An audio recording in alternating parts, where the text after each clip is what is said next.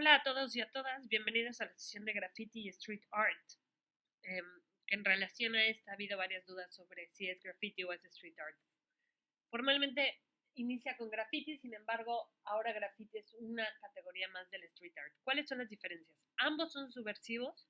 Esta tendencia de que el gobierno te asigne un muro y lo pintes no es formalmente street art o graffiti, en realidad es muralismo. ¿Por qué? Porque estos parten del principio que lo que están haciendo es en un muro ilegal y es parte del juego de lo que están queriendo decir.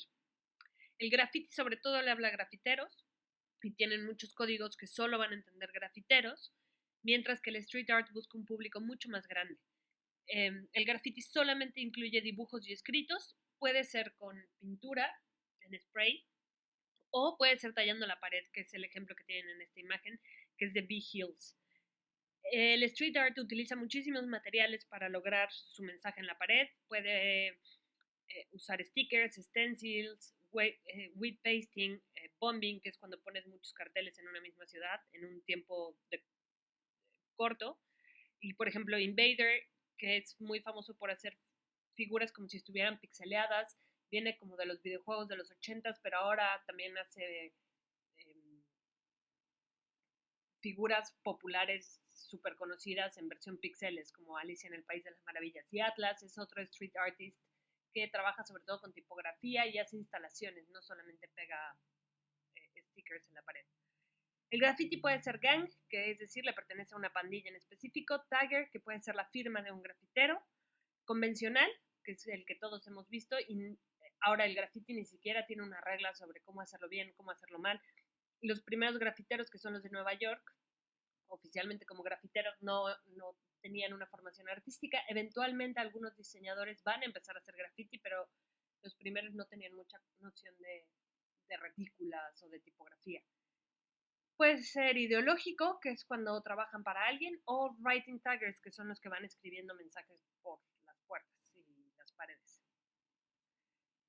Entre los primeros street artists está Basquiat. Basquiat además va a ser el artista afroamericano más famoso y exitoso en la historia del arte, porque hasta la fecha es el artista afroamericano que más caro ha vendido sus obras estando vivo. Era gran admirador de Warhol, lo conoció y trabajó con él. Warhol lo acogió y de hecho Basquiat murió poco tiempo después de la muerte de Warhol, que fue por negligencia médica. Fue novio de Madonna, entonces él va a estar como muy involucrado en la cultura del pop, igual que había estado Warhol. Además era todo un performance verlo pintar, porque el tipo compraba trajes Armani carísimos con los que pintaba y obviamente el traje acababa hecho una desgracia. Popularizó el graffiti. Él venía de los barrios afrodescendientes en Nueva York y entonces él viene de toda esta cultura y él es el que va a proclamar que es un lenguaje artístico. Sus pinturas, porque no solo hace graffiti, tienen muchísimos elementos que toma prestados del graffiti, tiene un trazo súper obsesivo y formó un grupo de artistas callejeros que se llamaba Samo, con un artista de origen mexicano, Al Díaz. En 1980 tiene su primera exposición individual, la primera vez que un afrodescendiente tiene una exposición individual de arte, y se va a volver muy famoso originalmente vendiendo unas postales que diseña. Banksy, que tal vez es el más famoso, ahora los que tienen la tendencia graffiti y street art tienen una gran ventaja. La mayor parte de las imágenes de estos señores son libres de derechos porque la mayoría están en contra de esta idea del mercado del arte en el que todo tiene derechos, en el que no puedes utilizar ninguna imagen sin pagar, y ellos lo que están haciendo es una crítica social. En ese sentido les recomiendo mucho el documental que está en Netflix, que se llama Saving Banksy. Es más fácil que encuentren elementos de diseño en Street Artist porque son más cuidadosos y porque lo hacen en una computadora, y ahí es donde se toman el tiempo, porque hay que pensar que el street art se tiene que hacer en segundos porque es ilegal, entonces si los agarran queda incompleto. Entonces ellos le dedican más tiempo en la parte del diseño y luego ya nada más llegan y pegan o ponen el stencil y pintan rápidamente.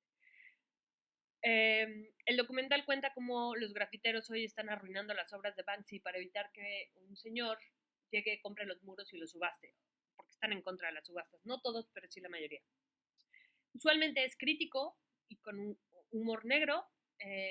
Parte de este movimiento de no puedes subastar mis pinturas tiene que ver con, si lo puse ahí es porque tiene una razón de ser y una razón de estar ahí. Por ejemplo, el muro del campo refugiado sirio francés en donde puso a Steve Jobs, que es hijo de Sirio, ahí tiene sentido porque ahí están los sirios. Si lo vendes afuera, en Sotheby's, Nueva York, o en Sotheby's, Londres, deja de tener tanto sentido. Su identidad es secreta, se sabe que es de Inglaterra, de Bristol, pero no se sabe mucho más. Supongo que hay gente que sabe quién es por el incidente de Disney. En Disney colgó un refugiado de Guantánamo, uno falso, un muñeco, en un juego mecánico, y entonces los niños en Estados Unidos veían a los refugiados de Guantánamo, y lo agarró la seguridad de Disney. Entonces asumo que Estados Unidos sabe quién es, pero su identidad se mantiene secreta. Tiene una cosa que se llama The Banksy Project, que precisamente como su arte está hecho para ser perecedero, va registrando en dónde presenta Banksy también para identificar cuándo sí y cuándo no es un Banksy. Él dice, el arte debería confortar a los perturbados y perturbar a los confortables, y ese es el lema por el que se va a mover. Ha trabajado como diseñador gráfico. En 2003 hizo la portada del disco de Blur, Think Tank, por ejemplo. Entonces él tiene cosas de diseño. Muchos de ellos trabajan con músicos, igual que habían hecho los psicodélicos. Shepard Fairey, cuya figura es bastante polémica porque el señor viene del street art, y el street art viene de apropiarse de cosas de la cultura popular y de dejar de respetar reglas. Y él se volvió muy famoso con una imagen que se llama Obey, en donde muestra a Andre the Giant, y abajo pone Obey. Y cuando otro street artist se atrevió a usarla, él demandó. Entonces un poco rompió el juego que tienen los artistas callejeros. Se hizo muy famoso con la imagen de Hope, de Obama, para la campaña. Él además tiene una imprenta de esas playeras con serigrafía, y con eso mantiene su negocio, y su identidad está completamente sabida. Él estudió en Rhode Island School of Design, que para los amantes de la animación, Rhode Island es donde estudiaron los creadores de The Last Airbender.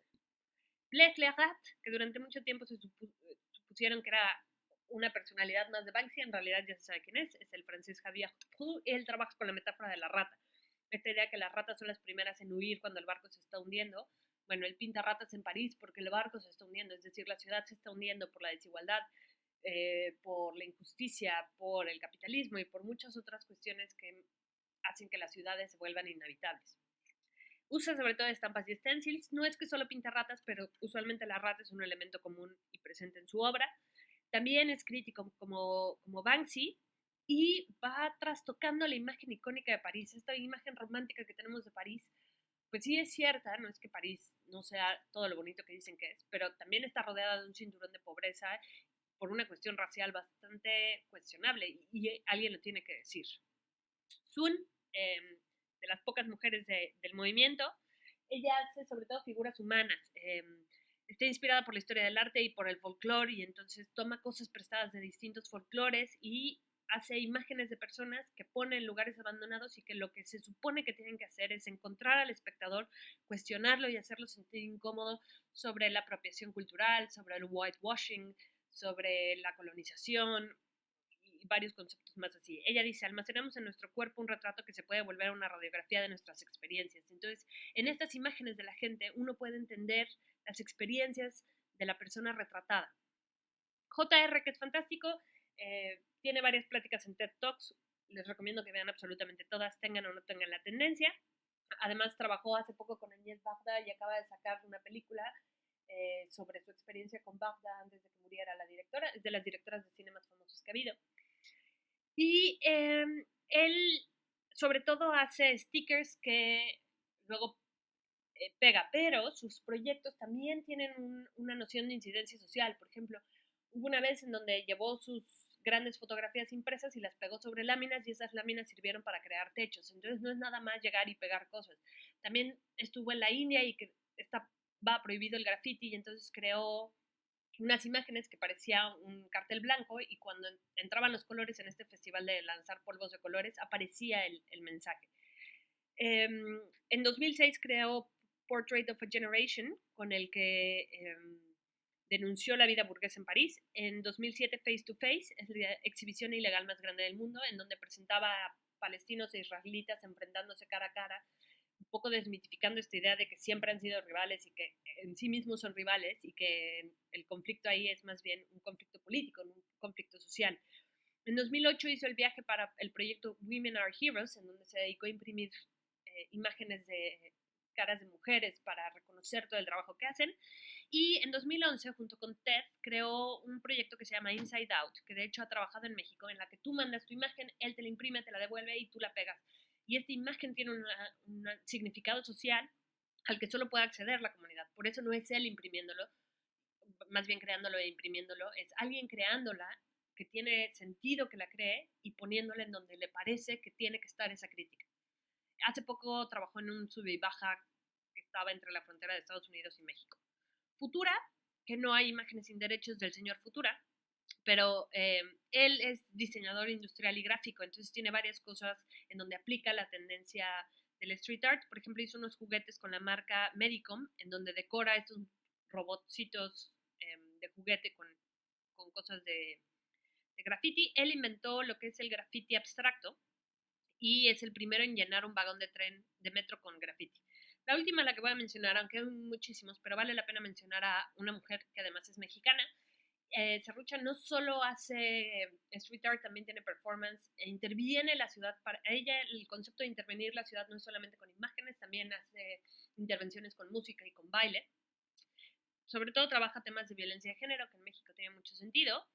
Y este es un proyecto que hizo para cuestionar los estereotipos de género. Entonces pegó varias imágenes, hizo wheat pasting para bombear la Ciudad de México. El chiste es que es incómodo y que se ve en donde se tiene que ver. Entonces, usualmente tiene que ser ilegal y esa es una de las cualidades que tiene el street art. Disfruten de estos, busquen las conferencias que tienen la mayoría de ellos en internet gratis y aprovechen que muchos no trabajan con derechos para poder ver todas las imágenes que han generado.